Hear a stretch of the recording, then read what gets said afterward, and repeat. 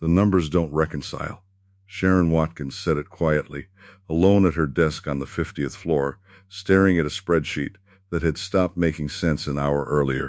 That's not possible. Run it again. I've run it 4 times.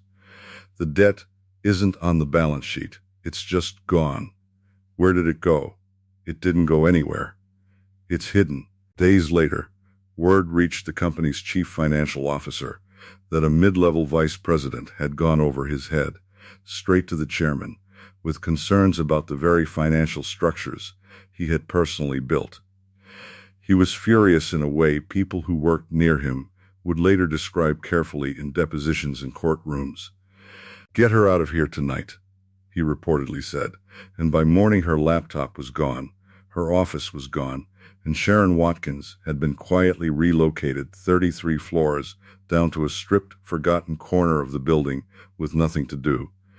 She had just tried to warn the most powerful energy company in America that it was standing on a foundation of lies. Instead of listening, they tried to make her disappear. What none of them understood yet was that some kinds of silence buy you nothing but time, and Enron, one of the largest, most celebrated corporations on the planet, was about to run out of it completely. If stories about the person nobody wanted to listen to, turning out to be the one who was right all along, matter to you, subscribe to Karma Lullabies and tell me in the comments where you're watching from. Sherron Watkins was not a whistleblower by temperament. She was an accountant, trained at the University of Texas in Anderson, the kind of methodical, detail-oriented professional who ends up in corporate development precisely because she's good at spotting when numbers don't add up, and even better at not making noise about it unnecessarily. By the summer of 2001, she was a vice president of corporate development at Enron, the Houston-based energy trading giant that had spent the better part of a decade transforming itself from a conventional gas pipeline company into what Wall Street treated as the single most innovative business in America. Enron's stock had soared. Its executives were treated like visionaries.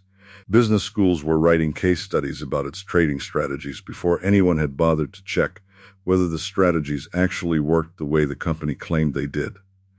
Watkins had joined Enron years earlier and worked her way into a position with genuine visibility into how the company's finances were actually structured. Not the polished version presented to shareholders and analysts, but the real architecture underneath. That access would turn out to matter more than almost anything else in this story, because in the summer of 2001, while reviewing potential asset sales as part of an ordinary corporate development project, she started encountering financial structures that made no sense once you actually followed the money through them. Enron in the summer of 2001 was not a company that welcomed second-guessing. Internally, the culture prized aggressive confidence, rewarded executives who moved fast and spoke with total certainty, and had built an entire performance review system that ranked employees against each other and quietly pushed out the lowest performers twice a year. A system that discouraged anyone from slowing down to ask uncomfortable questions in front of colleagues who were, in a very real sense, competing with them for survival. Skepticism wasn't just unwelcome in that environment. It was a professional liability. Watkins understood the culture well enough to know exactly what she was risking by not simply letting the numbers stay unreconciled and moving on to the next assignment. Enron's chief financial officer, Andrew Fastow, had spent years building an elaborate network of off-balance sheet partnerships, entities with names like the Raptors and LJM, designed to let Enron move billions of dollars in debt and underperforming assets off its own books entirely. On paper, this made Enron look extraordinarily profitable and financially healthy. In reality, the company was quietly propping up its own stock price, using its own stock as collateral in a closed financial loop that only worked as long as Enron's share price kept climbing. If the stock price ever fell far enough, the entire structure would begin collapsing in on itself, and the debt that had been hidden away for years would come roaring back onto Enron's actual balance sheet all at once. Watkins spent weeks quietly digging into these structures on her own time, cross-referencing filings, asking careful questions of colleagues, without tipping her hand about how serious her concerns had become. What she found terrified her. These weren't aggressive but defensible accounting choices. They looked, the more she examined them, like a company hiding catastrophic losses behind a wall of financial engineering so complicated that almost nobody outside a small circle of executives and their outside advisors could actually follow it. And the entire structure depended on one fragile assumption holding steady forever. Enron's stock price would never seriously drop. Watkins wasn't operating in a vacuum. Enron by 2001 had spent years being celebrated as the future of American business, a company that Fortune magazine had named the most innovative in the country for 6 consecutive years running. Its trading floor in Houston looked like something out of a different era of corporate confidence. Energy traders in their 20s and 30s making enormous, aggressive bets, executives flying private. A headquarters tower that had become a genuine landmark in the city's skyline. Enron didn't just trade energy anymore. It had convinced Wall Street that it could apply its trading model to almost anything: broadband capacity, weather derivatives, water rights, expanding its ambitions faster than its actual, verifiable earnings could keep up with. The gap between the image and the reality was exactly what the Raptor structures existed to paper over. In August of 2001, that assumption got a lot shakier. Jeffrey Skilling, Enron's chief executive officer, abruptly resigned after only 6 months in the role, citing vague personal reasons that satisfied almost no one paying close attention. Kenneth, the company's founder and longtime chairman, stepped back in as CEO. Watkins saw an opening and a responsibility she couldn't ignore. If Skilling's sudden exit meant the people at the very top already suspected something was wrong, then walking back into the CEO role, needed to actually know what she'd found before it was too late to fix quietly. Sherron Watkins considered writing her concerns anonymously. Plenty of people in her position would have stopped there, protected themselves, and let someone else take the risk of putting a name to the accusation. She decided against it. On August 15, 2001, she delivered a memo directly to Kenneth, titled Potential Severe Impact on Enron. In it, she laid out, in careful, deliberate language, her fear that the company's accounting practices around the Raptor partnerships could not withstand real scrutiny, and that if they ever came to light, Enron risked what she described bluntly as imploding in a wave of accounting scandals. It was an extraordinary document for a mid-level executive to put her own name on. Watkins wasn't a disgruntled employee settling a score.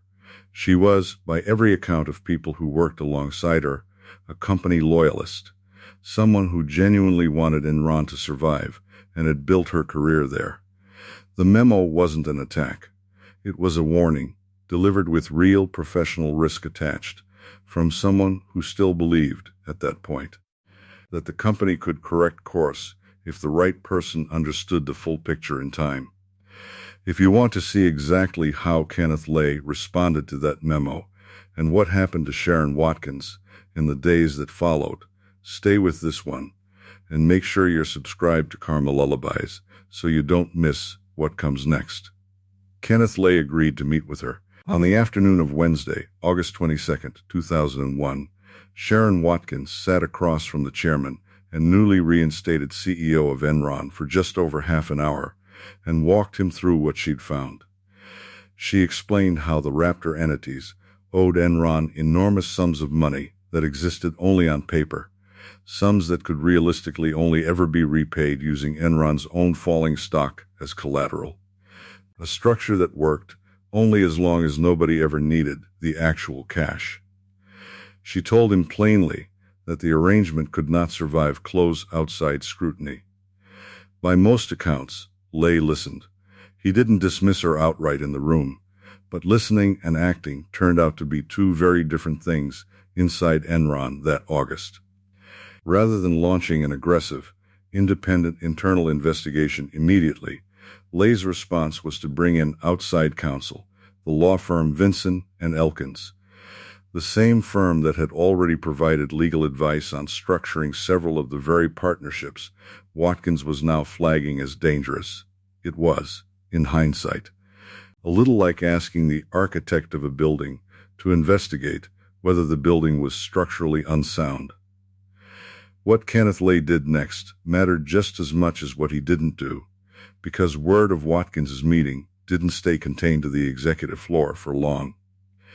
Andrew Fastow found out that Sherron Watkins had gone to Lay directly, and by every account, from people close to the situation. He was livid. He reportedly told Watkins' direct supervisor that he wanted her out of the company that same night. Her laptop was seized from her desk before she even fully understood what was happening. When she returned from a planned vacation shortly afterward, she discovered she'd been relocated from her position on the executive floor to a stark, largely empty office 33 floors below, stripped of meaningful responsibilities, effectively sidelined inside the very company she'd been trying to protect. It was retaliation dressed up as reassignment, the kind that doesn't show up cleanly on paper as punishment, but functions exactly like it anyway. No termination letter. No public reprimand. Just a woman with real financial expertise and real courage, quietly moved somewhere she couldn't see anything and couldn't be heard by anyone who mattered. With help from a colleague, Watkins managed to move her research and documentation onto a different computer before complying with the order to surrender her original files, preserving the evidence she'd need later, though at the time she had no way of knowing just how badly it would eventually be needed. Vinson and Elkins completed its review in the following weeks and concluded that while some of Watkins' concerns had merit, the situation didn't warrant a broader independent investigation. It was, functionally, a green light for Enron to keep operating exactly as it had been. On paper, the crisis had been handled. In reality, the company was already running out of runway, and the clock Sherron Watkins had tried to stop in August was still ticking, now with almost nobody left inside the building willing to say so out loud. On October 16, 2001, Enron announced a staggering third-quarter loss of $618 million, along with a reduction of over $1 billion in shareholder equity, tied directly to the very partnerships Sherron Watkins had warned about 2 months earlier. Analysts who had spent years praising the company's innovative structures suddenly found themselves scrambling to understand exactly what those structures actually were. 6 days later, on October 22nd, the Securities and Exchange Commission announced it was opening a formal inquiry into Enron's related party transactions. The stock, which had traded above $90 a share at its peak just over a year earlier, had already slid to around $20 by the time federal regulators got involved. From there, the collapse accelerated with a speed that stunned even people who had been quietly worried for months.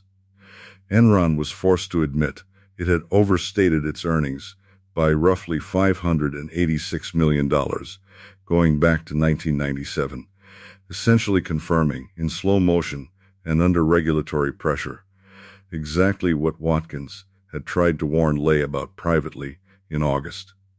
Credit rating agencies began downgrading Enron's debt. A proposed emergency merger with rival energy company Dynegy, seen briefly as a possible lifeline, collapsed entirely by late November, when Dynegy's own examination of Enron's books revealed problems too severe to absorb. On November 20th, 2001, Enron's stock dropped 23% in a single trading day, closing around $7 a share, a price that would have seemed impossible to imagine just months earlier for a company still being described in some circles as the most innovative in America. 10 days later, on November 30th, shares closed at 26 cents, company that had employed over 20,000 people and been treated by Wall Street as an unstoppable financial engine, had lost essentially all of its value in a matter of weeks. On December 2, 2001, Enron filed for Chapter 11 bankruptcy protection, at the time the largest corporate bankruptcy filing in American history. Thousands of employees, many of whom had their retirement savings tied directly to Enron stock inside company retirement plans, watched their financial futures evaporate almost overnight. Locked out of moving their funds during the exact window when the stock was collapsing fastest. A blackout period the company itself had imposed for what it described as routine administrative reasons.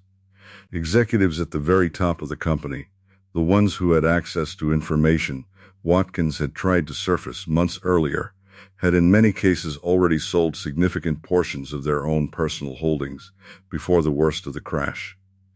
The gap between what employees lost and what certain executives had already quietly protected became one of the most bitter, defining details of the entire scandal. The collapse didn't stop at Enron's own front door. Arthur Andersen, the accounting firm that had audited Enron's books for years and had a duty to catch exactly the kind of hidden liabilities Watkins had flagged internally, was found to have shredded a significant volume of Enron-related documents as federal investigators began circling. Andersen was convicted of obstruction of justice in 2002, a conviction later overturned on appeal, but by then the damage to the firm's reputation was total and irreversible. One of the 5 largest accounting firms in the world, a firm with roughly 85,000 employees globally, effectively ceased operating within the year.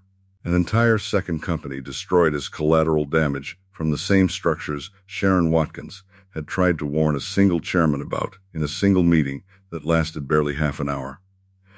Sherron Watkins did not disappear into the wreckage of the company she'd tried to warn.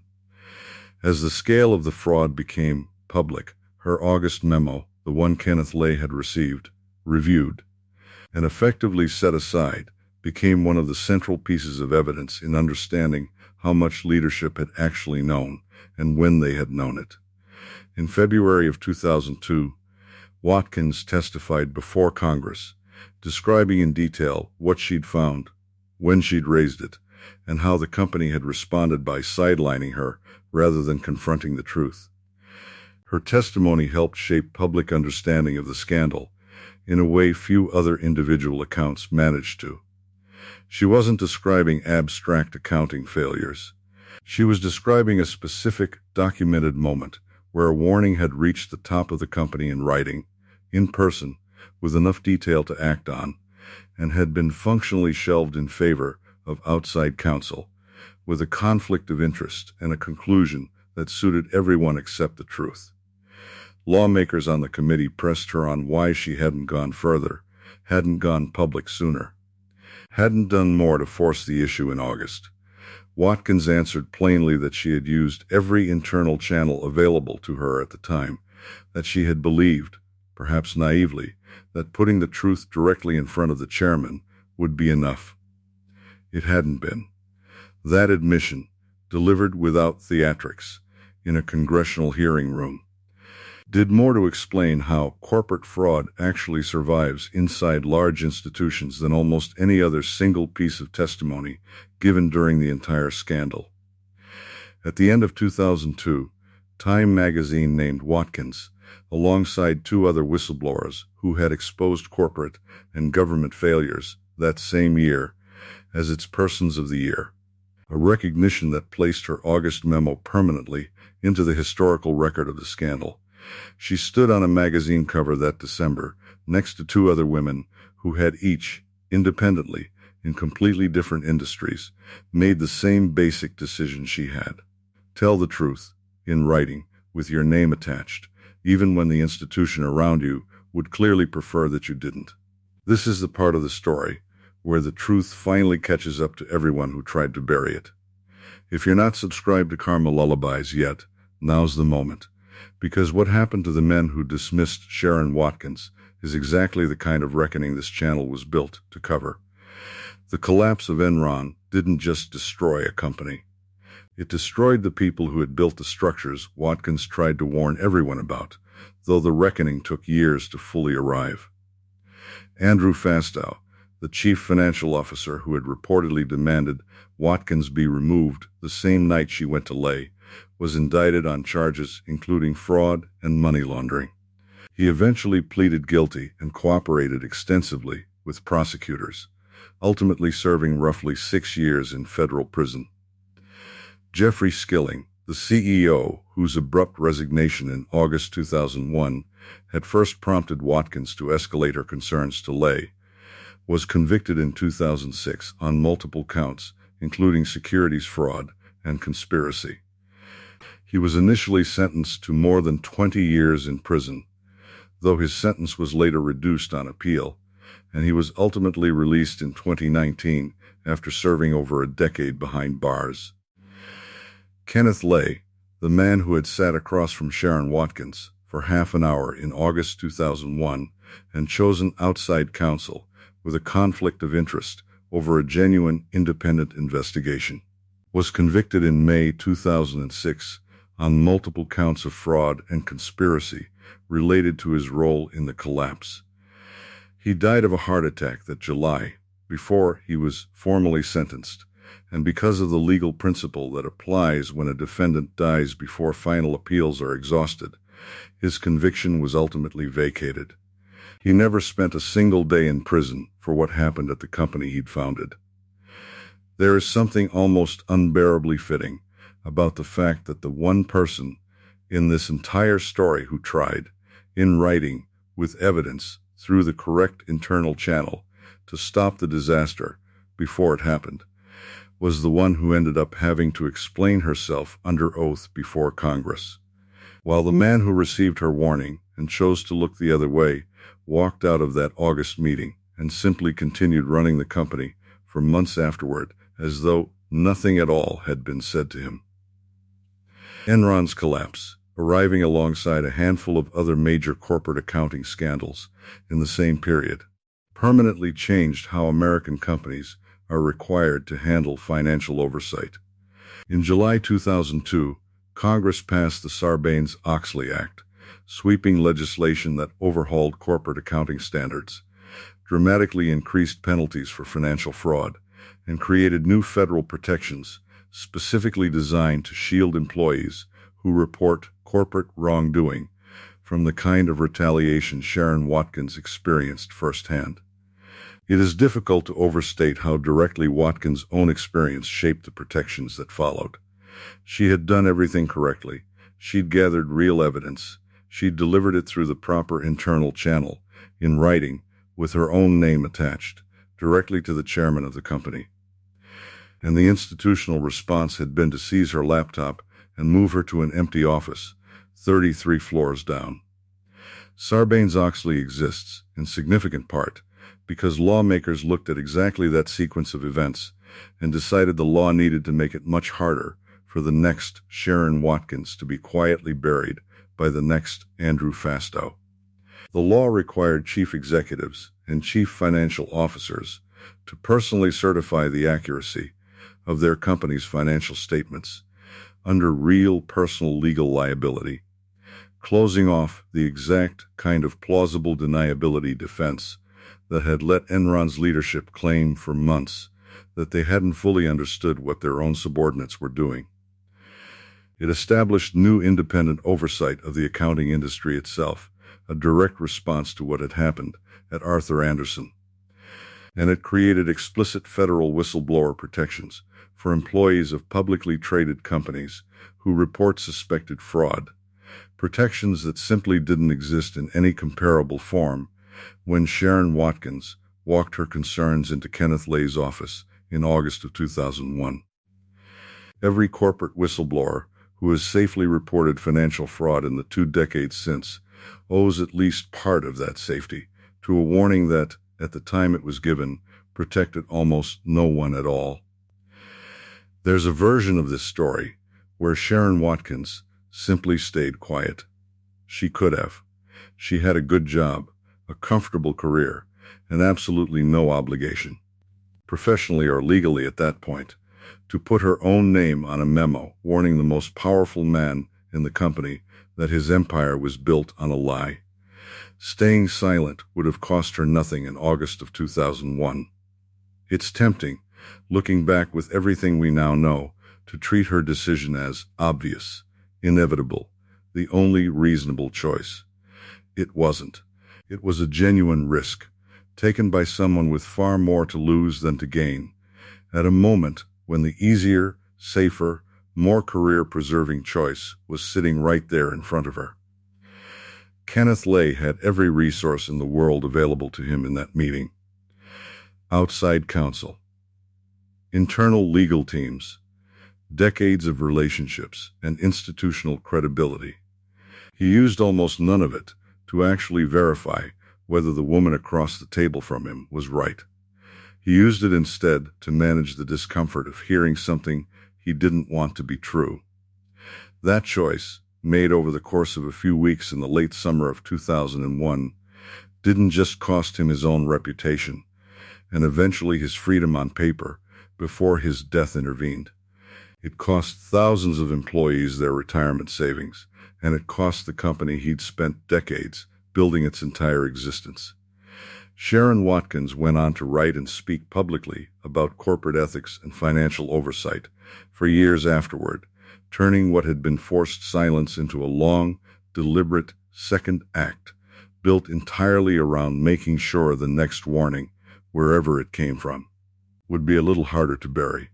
She co-authored a book on the collapse, spoke to business students and corporate boards about the exact mechanics of how good people talk themselves into ignoring bad numbers, and became, whether she ever fully wanted the label or not, the person entire industries now point to when they explain why internal audits and independent oversight actually matter.